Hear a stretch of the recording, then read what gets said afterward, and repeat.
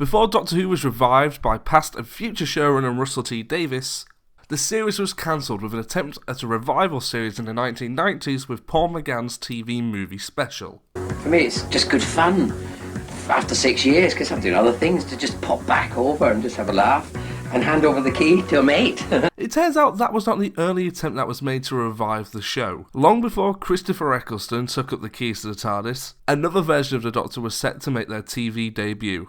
But this one was a cartoon and almost featured James Bond actor Sean Connery. After the success of Star Wars spin-off shows Droids and Ewoks, the BBC got into contact with a Canadian animation company called Navala.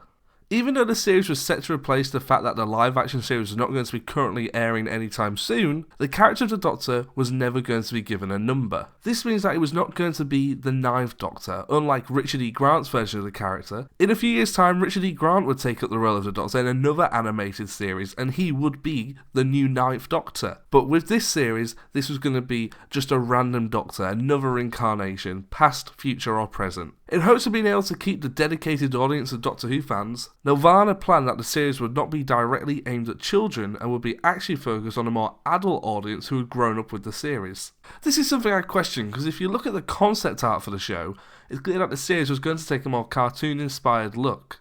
I was recently really lucky to sit down with Charles Bastian. He's the guy responsible for the concept art and had some say in what the show was going to look like. Since the BBC cancelled the show in 1987, they had received thousands and thousands of letters from fans demanding that the show would return. So it came as no surprise that Nelvana were keen to get the series aired. Yes, it was great, and it was going. Like, we were into it several scripts in, and we were several storyboards in. So the production had actually started. Wow. And then it just vanished on us. So, yeah, it was disappointing. Can you remember any of the sort of storylines then? The one I do remember is it had to do with some kind of mining base on some planet somewhere. And there was these giant mining machines, and they were mining for something, but it was all a cover operation by the Daleks. The series would also see the return of other Doctor Who characters, such as the Daleks, which were now sporting a more tank-like design. The Cybermen, which were also redesigned, but this time to look less chunky and sleeker. I believe this is something that they took from the Star Wars series, as it seems very similar to the droids of the time. The Doctor's dog K9 was also in line for an upgrade. This time, he would not have featured as a robot dog. This time, he would have looked a little bit like a dog, but would have actually been a robot handbag that could then transform into K9 when the Doctor needed it. So why did we never see this series air? It was very straight. We were going along really well, and then we had a BBC executive come over to visit us. And there was a person with that executive. And what that person was from an animation studio in England. And what I didn't realize was going on until we didn't find out later is that this person was saying into the BBC executive's ear when we were listening is, oh, we could do it in Britain and we could do it better. Oh, wow, okay. Over and over until they said, okay, we'll stop it and we'll go with you. They couldn't do it. And so they killed it. Basically, whoever this industrial espionage idiot was killed the show because it would have been made if it wasn't for this silliness, right? So yeah, there were some weird things too. At the time, BBC didn't want to pay for anything. They wanted basically us to make the show and bankroll the whole thing. Yeah, right. And it was like they wanted us to actually even pay to have it aired.